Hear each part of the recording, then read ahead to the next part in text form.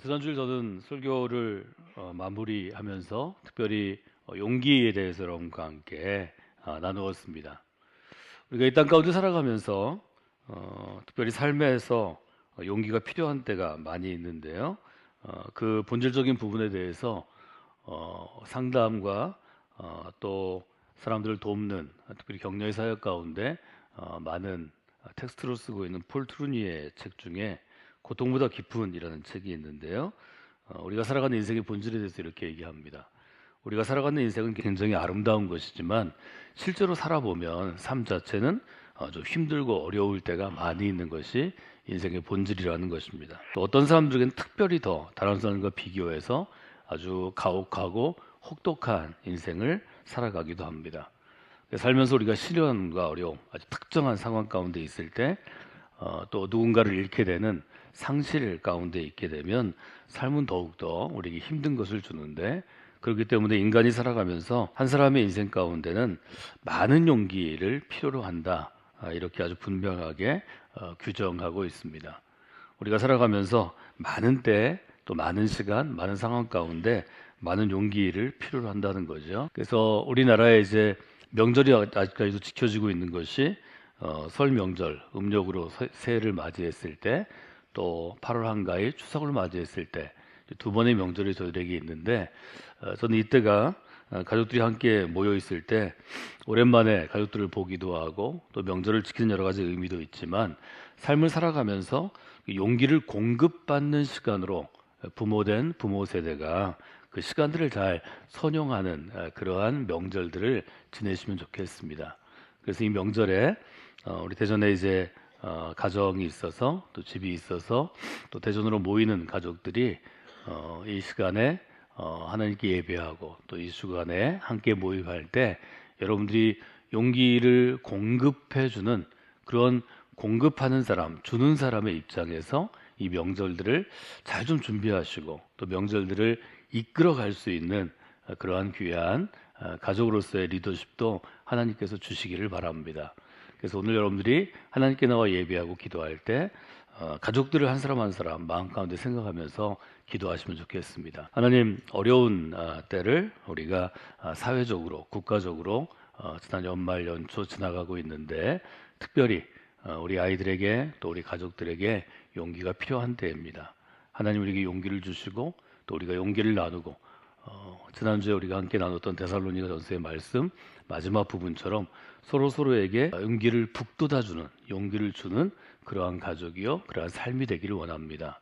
여러분들이 그런 마음으로 이 명절을 좀 준비하시면 좋을 것 같습니다. 볼트루니가 이야기한 것처럼 우리가 살아가는 인생이 아름답기만 한 게 아니고 실제로 파고 들어가면 인생의 문을 열고 들어가면 힘들고 어떤 사람에게는 가혹하고 어떤 시련이나 상실의 순간에는 혹독할 정도로 우리가 고통스럽다면 그때 믿음의 사람은 어떻게 살아야 하나 하는 질문을 우리가 갖는 것이 중요합니다. 성경은 우리에게 또 성경에 등장하는 많은 인물들은 우리에게 이런 어려움에 처할 때 하나님에게 살아갈 용기를 구하라고 우리에게 권면합니다.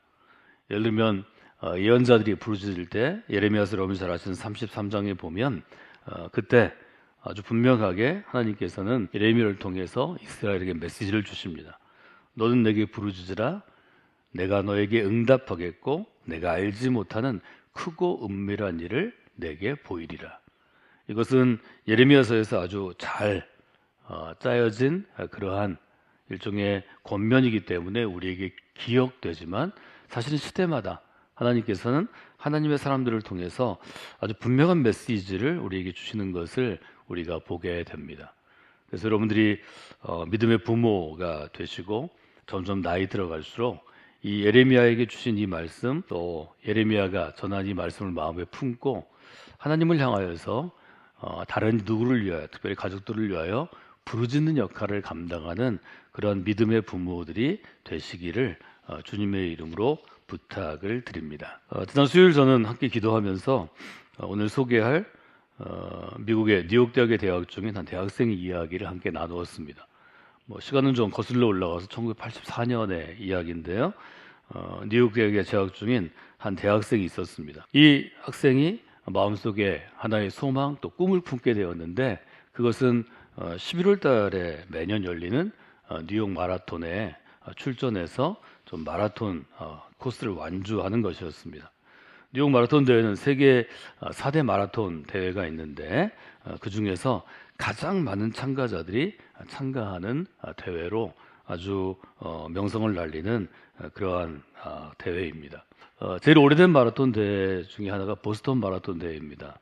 보스턴 마라톤 대회는 매월 4월 셋째 주 월요일이 미국에는 일종의 독립기념과 같은 그러한 굉장히 중요한 날인데 1775년 4월 19일에 보스턴을 중심으로 영국의 군대가 식민지였던 보스턴에 이제 공격한다는 것, 침공한다는 이야기를 듣고 보스턴 주변의 여러 마을들에서 주민들이 무기를 들고 맞서 싸우는데요.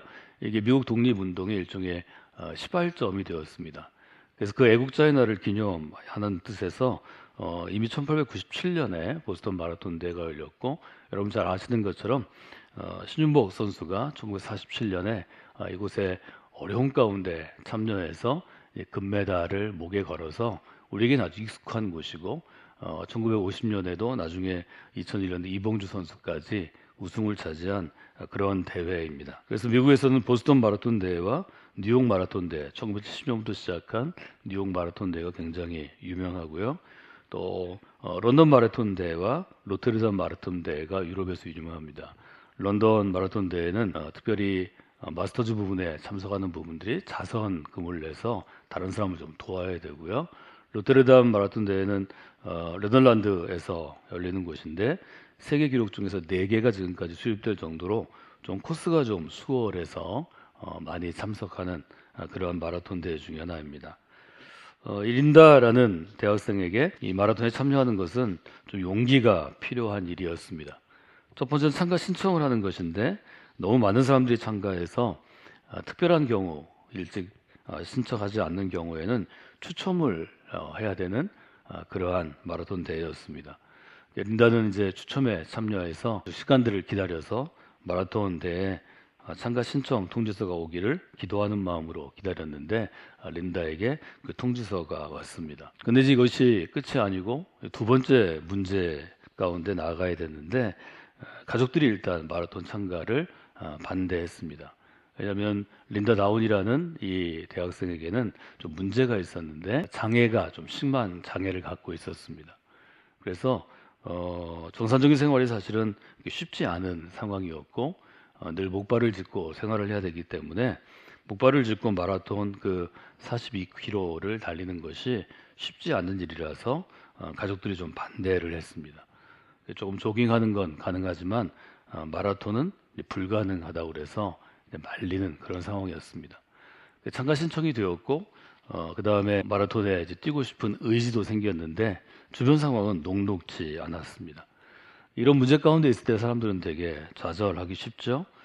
다른 사람들이 반대할 때 또 내 자신에게 어떤 어려움이나 문제를 갖고 있을 때 좌절하거나 낙담하거나 포기하게 되는데 린다는 이때 포기하지 않고 하나님께 좀 용기를 구합니다. 힘들고 어려운 장애를 지니고 살아야 됐기 때문에 린다가 갖고 있던 여러 가지 무기들은 성경을 깊이 암송하고 성경 말씀을 좀 붙잡고 사는 것이었습니다. 린다에게 제일 용기를 준 말씀이 여러분 잘 아시는 빌립보서 4장의 말씀입니다. 내가 궁핍함으로 말하는 것이 아니라 어떠한 형편에든지 나는 자족하기를 배웠노니 비천에 처할 줄도 알고 풍부에 처할 줄도 알아 모든 일 곧 배부름과 배고픔과 풍부와 궁핍에도 처할 줄 아는 일체의 비결을 배웠노라. 내가 능력을 주시는 자 안에서 내가 모든 것을 할 수 있느니라. 린다에게는 이 말씀이 주는 일종의 영향력, 말씀의 운동력이 그에게 용기를 주었습니다.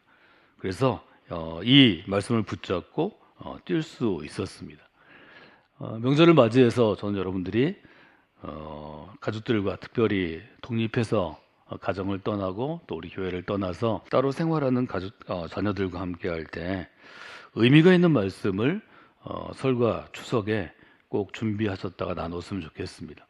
여러분 개인적으로 묵상하는 것도 중요하겠지만 저희가 매주 나누는 설교를 통해서 그 중에 제일 여러분들이 동의하실 수 있고 혹은 내가 경험한 것이고 또 반드시 자녀에게 물려주고 싶은 것이 있으면 설교 노트를 통해서 여러분이 좀 기록하셨다가 여러 개를 하지 마시고 그 중에 고르고 선택해서 적어도 다음 명절까지는 이 말씀을 좀 우리 가족이 붙잡고 살았으면 좋겠다 하는 그러한 말씀을 가지고 함께 이 명절을 지내시면 그러면 훨씬 더 의미 있는 시간들을 좀 보내실 수 있을 것 같습니다. 그래서 그렇게 여러분들이 시간을 선용하는 것, 또 우리가 함께 모일 때 믿음의 교훈을 나누는 것은 매우 중요합니다. 이처럼 어떤 어려움이 있는데 새로운 목표를 세우고 도전하는 데는 용기가 필요합니다. 사람은 용기가 있어야 어떤 목표점을 세우고 그 목표에 도전할 수 있습니다. 바꿔 말하면 무엇인가에 도전하는 사람은 그 안에 있는 어떤 보이지 않는 좋은 요소를 갖고 있는가 하면 용기라는 좋은 요소를 갖고 있습니다. 도전하는 사람에게서 우리가 발견할 수 있는 것이 용기입니다. 용기는 여러분들이 사전을 찾아보시면 아주 재미있게 일종의 해설이 되어 있는데요. 우리 국어사전은 이렇게 되어 있습니다. 씩씩하고 굳센 기운. 저는 이 해석이 아주 마음에 들더라고요. 씩씩하고 굳센 기운. 사람이 살아가면서 사람을 아주 매력적으로 돋보이게 하는 보이지 않는 요소들이 있습니다. 우리는 좀 겉에 많이 함몰되어 있어서 뭐 어떤 브랜드의 옷을 입었나, 또 어떤 상표에 뭐 가방이나 액세서리를 들었나, 어떤 시계를 차고 있나, 뭐 이런 걸 보는 분들이 물론 있겠지만 사실은 사람과 사람이 만났을 때 보는 것은 그것보다는 전체적인 분위기입니다. 저는 비교적 많은 사람을 자주 만나고 또 많은 사람들이 함께하는 뭐 이런 집회나 또 그런 모임들에 매일 참석하기도 하는 그런 삶을 지내왔는데요. 그 사람이 뭐 어떤 대학을 나왔는지, 지금 어떤 정도의 직업을 갖고 있는지, 어떤 정도의 영향력을 갖고 있는지는 사람을 세세하게 만나고 조사하기 전에는 잘 알 수 없습니다. 그러나 처음 만났을 때, 또 어떤 모임에서 만났을 때 그 사람이 주는 분위기는 오래도록 기억이 됩니다. 씩씩한 것은 참 매우 중요합니다. 사람이 살아가는데 뭔가 좀 기가 죽어 있고 뭔가 주눅 들어 있고 뭔가 겁내하는 사람보다 아주 씩씩하고 당당한 사람이 다른 사람에게 좋은 마음, 즉 호감을 줄 수 있습니다. 저는 믿음 안에 있는 우리가 하나님께서 우리를 자녀 삼아 주시고 하나님께서 우리를 선택하시고 만들어 주신 위대한 작품이기 때문에 좀 씩씩하게 보이는 것이 중요하다고 생각합니다. 사실은 보이려고 씩씩한 게 아니고 하나님께서 우리에게 주시는 믿음의 삶 가운데 있으면 다른 사람이 그를 통해서 아주 씩씩하고 굳센 기운들을 받아낼 수 있을 것입니다. 여러분 이 새해 좀 씩씩하게 살아가시는 여러분이 되시면 좋겠습니다. 여러분 때문에 여러분의 가족들이든지 함께 일하는 직장의 동료들이든지 또 우리 교회의 성도들이 좀 사물을 겁내지 않는, 두려워하지 않는 당당함과 담대함을 좀 줄 수 있는 그런 삶이 되시기를 주님의 이름으로 축원해 드립니다. 또 여러분의 가족들이 이 설에 함께 모임으로 하나님께서 힘든 가운데서도 능히 이겨낼 용기를 주시는데 그런 담대함을 주시기를 주님의 이름으로 부탁을 드립니다. 이 대학생이 처음에 훈련을 시작할 때에는 1마일을 달리는데 이제 미국은 마일을 사용하는데요. 1.6km 정도 됩니다. 1마일을 달리는데 25분이 걸렸습니다. 마라톤은 42.195km, 42km가 조금 더 넘는데요. 마일로 따지면 26마일하고 0.3마일입니다. 26.3마일입니다. 1마일을 달리는데 25분 걸리면 오랫동안 달리니까 지치기도 하겠지만 매번 1마일씩 25분씩 가면 총 걸리는 시간이 650분입니다. 그러니까 10시간 하고도 50분이 걸리는데 사람이 점점 지치고 중간에 쉴 수도 있기 때문에 더 오래 걸리겠죠. 6개월을 남겨놓고 말하자면 혼자 아주 훈련을 시작합니다. 1마일에서 3마일로, 3마일에서 9마일로, 9마일에서 12마일로, 12마일에서 16마일로. 근데 목발을 짚고 뛰는 게 쉬운 게 아니고 뉴욕의 상황이 그렇게 아주 전원적이고 목가적이지 않습니다. 서울보다 훨씬 더 복잡하고 치열하고 냉정한 도시입니다. 그래서 밤에 달리기를 했다고 합니다. 다른 사람들이 불가능하다고 생각하는 것, 또 다른 사람들이 볼 때 조금 이상하게 생각하거나 비난할 수 있는 것들에는 모두 용기가 필요한 것인데요. 하나님께서 이 대학생에게 용기를 주시고 또 목발을 짚고 이제 마라톤 연습을 계속하도록 일종의 도움을 주셨습니다.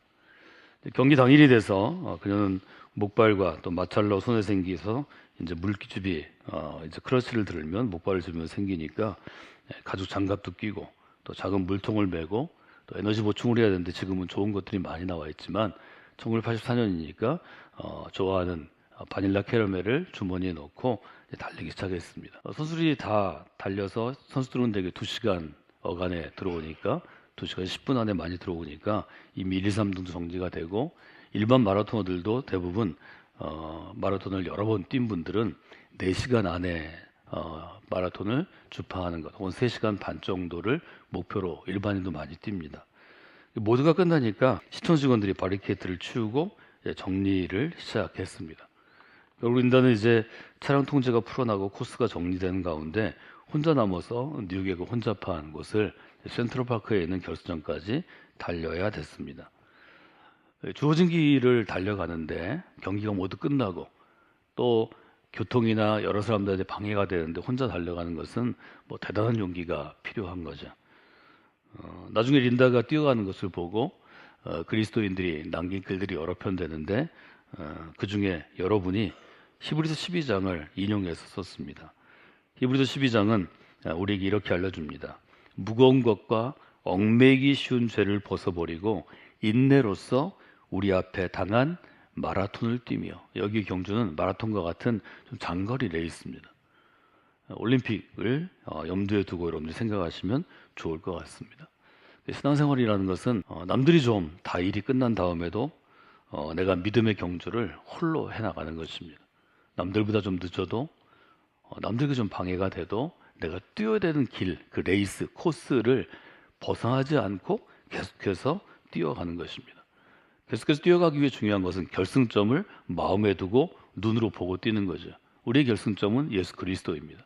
믿음의 주인 예수 그리스도를 바라보고 내게 무거운 것들을 벗어버리고 나를 얽매이는 것은 꽉 죄는 것, 밧줄로 나를 묶은 것처럼 얽매이는 것들을 죄버리고 그 레이스를 향해서 뛰어가라고 그렇게 도전하죠.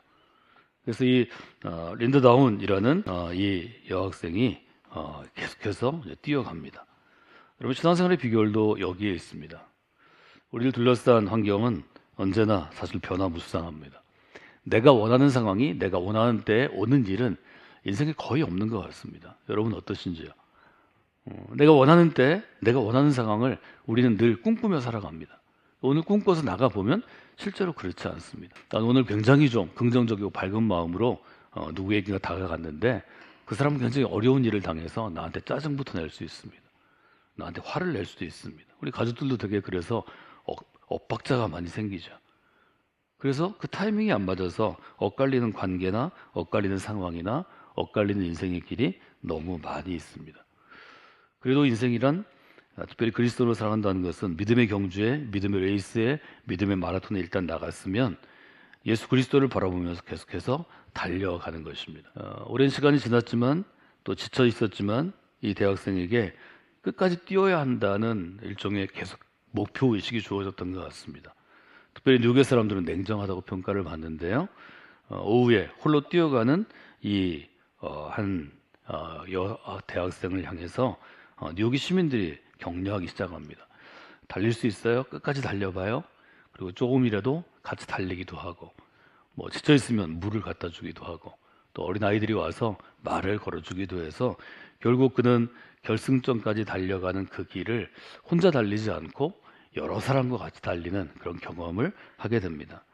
저는 교회 안에서 우리가 신앙생활하는 것은 게으른 사람들, 마음이 약한 사람들, 힘이 없는 사람들이 언제나 있고, 우리 자신들이 게으른 사람이 될 수도 있고, 짧은 시간이지만 마음이 약해질 수도 있고 힘이 없을 수도 있는데, 그때마다 붙잡아주고 바른 길을 갈 수 있도록 건기하고 찾아주고 오래 참는 그런 일이 필요하다고 여러분에게 말씀을 드렸습니다. 특별히 마음이 약한 사람을 격려한다라는 뜻에서 영어 번역이 encourage anyone 이라는 것도 제가 말씀을 드렸습니다.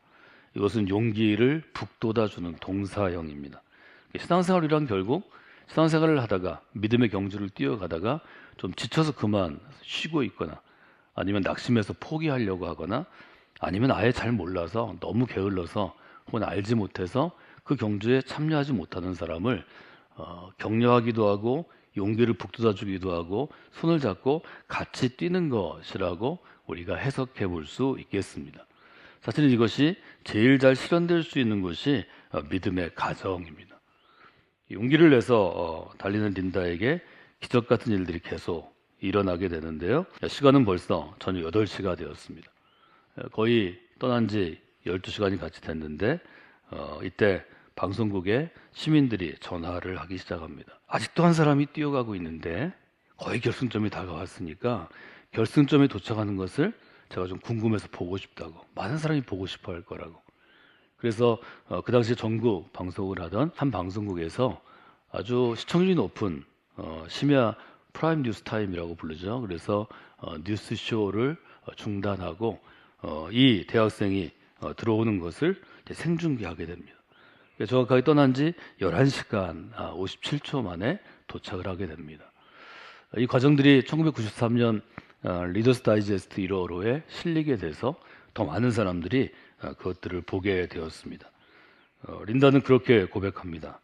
완주하는 것이 나의 목표였습니다. 말하자면 경주에 참여하는 것, 그리고 끝까지 한번 그 길을 가보는 것이 저의 목표였습니다. 저는 그 목표를 달성해서 너무 행복합니다. 그 다음날 뉴욕타임즈를 비롯한 뉴욕의 신문들이 린다 이야기를 다루었습니다. 마라톤 대회가 끝나고 전통적으로 우승자가 이제 백악관으로 초청이 되는데 우승자와 함께 초청된 유일한 입상하지 못한 사람이 린다였습니다. 제가 지난 수요일에 설교한 다음에 밤늦게까지 자료들을 한번 찾아봤습니다. 백악관에 가서 어떤 일이 있었나. 여러분 잘 아시는 배우 출신의 레이건 대통령이 그때 대통령이었더라고요. 백악관에 초청해서 백악관 앞에 기자회견하는 곳에 레이건 대통령이 서서, 이분이 좀 굉장히 멋있잖아요, 배우고. 그래서 우리 시대에 아주 굉장히 중요한 저 영웅을 한 사람, 이 시간 여러분에게 소개해 드리려고 합니다. 그리고 이제 린다가 이렇게 걸어 나오는 것을 다시 오래된 그 자료 상태, 레이건 아카이브에 있는 그 자료를 다시 제가 보게 되었습니다. 때때로 우리는 살아가면서 여러 가지 일들을 하게 되는데요. 이런 어려움이 없음에도 불구하고 우리 인생 가운데 좀 너무 쉽게 포기하는 경향이 우리 가운데 있는 것을 우리가 보게 됩니다. 저는 이런 설과 같은 명절이 되면 우리가 함께 만나는 가족들에게 어떤 역할을 하는가 하는 것이 중요하다고 생각합니다. 저는 오늘 여러분에게 창세기 32장에 긴 야곱의 스토리 중에서 하이라이트 부분을 좀 한번 읽어보시고 묵상하도록 그렇게 나눠드렸습니다. 제일 중요한 구절이 32장 24절의 말씀입니다. 야곱은 홀로 남았더니. 현재 야곱이 처한 상황을 잘 보여줍니다. 우리 살아가면서 주변에 형제 자매가 많아도, 내 친구들이 많아도, 또 내가 함께 일하는 동료들이 있어도 홀로 남은 것 같은 느낌이 들 때가 많이 있습니다. 여러분이 아시는 야곱의 스토리는 너무 드라마틱해서 성경에 등장하는 인물 중에 제일 재밌고 아주 오르내림이 심한, 업다운이 심한 삶을 살아간 사람입니다. 야곱은 쌍둥이로 태어났는데 태어날 때부터 예사롭지 않았습니다. 창세기 25장에 야곱의 스토리가 시작되는데 아우는 손으로 에서의 발꿈치를 잡았으므로 그 입을 야곱이라 했다. 야곱의 이름의 뜻입니다. 형의 발꿈치를 잡아서 못 나가게 끌어당기고 내가 먼저 나가겠다는 거죠. 즉 장자가 되겠다는 그의 열망을 이름부터 출생부터 보여줍니다. 그러니까 야곱은 태어나면서부터 치열한 인생을 살았습니다. 경쟁자가 있었는데 그것도 형입니다. 물론 쌍둥이라는 게 매초 어간으로 형과 아우가 결정될 수 있지만 야곱은 그것을 인정하지 않았습니다. 결국 그 마음이 어머니와 함께 공모해서 장자권을 형으로부터 빼앗는 지경에 이릅니다. 우리 잘 아는 팥죽 한 그릇에 장자권을 사드립니다. 이것은 상징적인 것이지만 장자권은 사고 팔고 할 수 있는 권리가 아닙니다. 이것은 이스라엘의 한 아버지가 아들에게 주는 축복의 권한이었습니다. 그런데 어머니와 함께 모의해서 아버지 이삭의 축복 기도를 가로챕니다. 도둑질합니다. 결국 미움을 받게 되겠죠. 형이 보호할 것을 두려워했죠. 형은 아주 남성다운 사람이었고 사냥을 하는 사람이었고 힘 있는 사람이었습니다. 아마 싸움을 잘했을 것입니다. 그래서 동생이 죽을까봐 도망을 가는데 도망을 가는 것도 일종의 친척집이죠.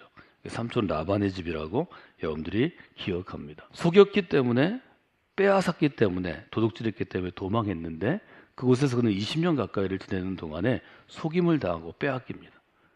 자신이 마음에 두었던 이 라반의 딸을 주겠다고 약속하고 7년을 무보수로 일했는데 실제로 그는 속게 됩니다.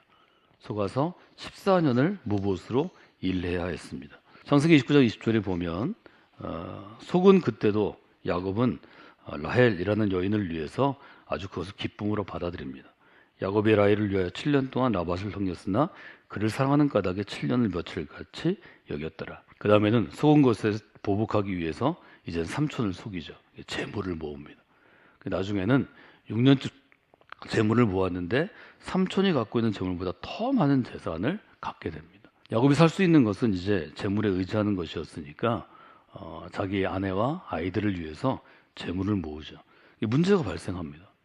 라반에게도 아들들이 있습니다. 라반의 아들들은 야곱의 라이벌입니다. 창세기 31장에 보면 야곱이 라반의 아들들이 하는 말을 들은즉 야곱이 우리 아버지의 소유를 다 빼앗고 우리 아버지의 소유로 말미암아 이 모든 재물을 모았다 하는지라. 야곱이 라반의 안색을 본즉 자기에게 대하여 전과 같지 아니하였더라. 이제는 또 도망을 가야 되는 그러한 시간이 그에게 다시 왔습니다. 아시는 것처럼 야곱은 눈치가 빠른 사람이고 판단력이 빠른 사람이고 영악한 사람입니다. 위험하다고 생각하니까 다시 재산들을 다 가지고 도망을 또 합니다. 도망한 다음에 올 데가 없죠. 젊은 날에는 형으로부터 도망했지만 이제는 장인으로부터 도망해서 다시 고향으로 돌아가야 했습니다. 문제는 아직도 형이 복수의 칼날을 마음에 품고 기다리고 있다는 거죠. 에서는 복수할 기회를 얻습니다. 야곱은 두렵지만 할 수 없이 갖고 어떻게든 문제를 해결하려고 노력을 합니다. 그래서 미리 예물을 보내서 형의 마음을 좀 안심시키고 어떻게 용서를 얻기 위해서 사람을 보내죠. 창세기 32장 6절 7절에 보니까 사자들이 야곱에게 돌아와 이르되 우리가 주인의 형 에서에게 이러이러하다고 이른즉 그가 400명을 데리고 주인을 만나려고 오더이다. 옛날 400명은 굉장히 큰 군대입니다. 이 사회는 뭐 시족 사회고 그 당시는 일종의 시족들이 모여서 서로 분쟁하던 사회니까 400명의 군대는 엄청 큰 것입니다. 다윗은 300명의 군대를 가지고 결국 이스라엘의 왕이 나중에 됩니다. 그래서 야곱이 너무 두렵고 답답해서 자기와 함께한 동행자와 양과 소와 낙타를 두 떼로 나눕니다. 혹 한 떼를 에서가 차지해도 한 떼는 어떻게든 살려보려고 두 떼로 남아서 머리를 쓴 다음에 이제 마지막 결단의 순간을 맞게 되는데 그때 성경은 이렇게 야곱의 상태를 얘기합니다. 야곱이 홀로 남았더니 믿음의 사람이 아닌 경우에는 홀로 남는 것이 위험합니다. 이때 극단적인 선택을 하기 쉽습니다. 믿음의 사람이 믿지 않는 사람과 다른 것은 홀로 남았을 때 그때가 바로 하나님이 여러분을 찾아오실 때입니다. 바꿔 이야기하면 홀로 남았을 때 그전에는 내가 속이는 사람이었든지 거짓말장이었든지 도망자였든지 하나님을 찾아갈 때입니다. 창세기 32장이 여러분에게 중요한 것은 누구나 여러분이 믿음 안에서 잘 살고 도덕적으로 건실하게 살아도 이런 때를 인생 중에 맞이할 수 있습니다. 여러분 모두를 떠나보내고 마지막 결단하기 위해서 홀로 남을 때 마지막으로 여러분이 찾아가야 할 곳은 바로 하나님 앞입니다. 야곱이 혼자 있을 때 야곱은 아버지를 속이고 형을 속이고 수습할 수 없어 고향 땅을 떠나고 외삼촌에게 속고 외삼촌을 속이고 재물을 가지고 도망가서 다시 선 자기 인생을 돌아봅니다. 30장 10절은 그래서 영악했던 야곱이 하나님께 자기의 삶을 솔직히 고하는 순간입니다. 하나님, 나는 주께서 주의 종에게 베푸신 모든 은총과 진실하심을 조금도 감당할 수 없습니다. 이제 철이 든 것입니다. 여러분이 철들지 않았을 때에는 지금까지 걸어온 모든 길이 나의 노력이고 내가 운이 좋아서 그렇게 됐고 내가 노력해서 됐다고 생각합니다. 철들면 지금까지 걸어온 모든 길이 하나님이 베푸신 은총이었음을 제가 고백합니다. 제게 주신 것을 제가 감당할 수 없습니다. 여러분, 나이 들어서 어느 정도 자기 분야에 제게 주신 이 무게를 제가 감당할 수 없습니다. 하나님은 그런 영혼을 사랑하십니다. 하나님은 그런 사람이 바로 여러분이 되기를 원하십니다. 저희 교회는 그런 분들이 많았으면 좋겠습니다. 야고보는 얘기합니다. 하나님, 제게 주신 이 나무 지팡이 하나 가지고 이 요단강을 건넜는데 지금은 제 아내와 아들들과 남종과 여종과 짐승들이 두 무리를 이루고 돌아오게 되었습니다. 하나님의 은총이요 축복이라고 이야기하는 거죠. 믿는 사람들이, 가족들이 함께 모였을 때 저는 이런 고백이 살아있는 가정이 돼야 정말 믿음의 가정이고 여러분에게도 기쁨이 되고 하나님도 보람이 있으실 거라고 생각합니다. 내가 결혼할 때, 가정을 이룰 때 내가 아무것도 없이 가정을 이루었는데 이제 이렇게 자녀들과 손주들이 생기고 우리가 함께 모이고 우리가 이런 삶을 이루게 되었다. 이런 고백이 이 설 명절 가운데 여러분의 가정 가운데 있기를 주님의 이름으로 축원해 드립니다. 하나님 그때 찾아오십니다. 야곱이 홀로 남았더니 어떤 사람이 날이 새도록 야곱과 씨름하다가, 여러분 잘 아시는 야복강의 씨름 장면입니다. 홀로 남았을 때 찾아왔다는 것에 주목하시고 생각하시면 좋을 것 같습니다. 야곱은 이것이 자기에게 주어진 생명의 줄이요, 생명의 밧줄이요, 마지막 기회라고 생각했던 것 같습니다. 그 사람을 놓아주지 않습니다. 어떤 사람이 날이 새도록 야곱과 씨름하다가 25절, 자기가 야곱을 이기지 못함을 보고 그가 야곱의 허벅지 관절을 치매, 야곱의 허벅지 관절이 그 사람과 씨름할 때 어긋났더라. 옛 번역 개혁에는 환도뼈를 쳤다 이렇게 되어 있죠. 환도뼈가 어긋났다, 위골되었다 이렇게 되어 있습니다. 이 분이 어떤 존재인지 이런 거에 대해서는 여러 해석이 있지만 야곱은 나중에 내가 하나님의 얼굴과 대면했다 이렇게 생각하고 그곳을 브니엘이라고 이름을 짓습니다. 여러분, 홀로 있을 때, 하나님 앞에 설 때, 또 하나님이 그때 여러분을 만져주시면 그때가 사실은 여러분이 새롭게 여러분의 인생과 또 여러분의 신앙을 업그레이드 할 수 있는 시간입니다. 그때 27절에 보면 야곱과 씨름하던 사람이 뜬금없이 야곱의 이름을 묻습니다. 내가 누구냐? 너의 이름이 뭐냐? 넌 누구냐? 이렇게 묻습니다. 그때 야곱이 뭐라고 이야기하는가 하면 제가 바로 야곱입니다. 이렇게 대답합니다. 이 질문도 굉장히 중요한 질문이지만 짧게 얘기한다면 야곱은 한 번도 내가 누구냐 물을 때 야곱이라고 답하지 못했습니다. 그는 속이는 자였기 때문입니다. 창세기 27장에 보면 아버지가 묻습니다. 내 아들아, 넌 누구냐? 야곱이 뭐라고 얘기하냐면 제가 바로 맏아들 에서입니다. 이때부터 거짓말한 야곱이 자기의 이름을 말하지 못하고 살아갑니다. 때로 우리는 이런 인생을 살 수도 있습니다. 많은 경우에 많은 사람들이 우리에게 사실을 중요한 순간에 묻잖아요. 너는 그리스도인이냐? 너는 하나님의 사람이냐? 직장에서 친구들 앞에서 이것을 부인하는 일이 여러분 많았을 것입니다. 쉬운 일이 아닙니다. 저도 대학교를 졸업하자마자 내 이름이 누구냐?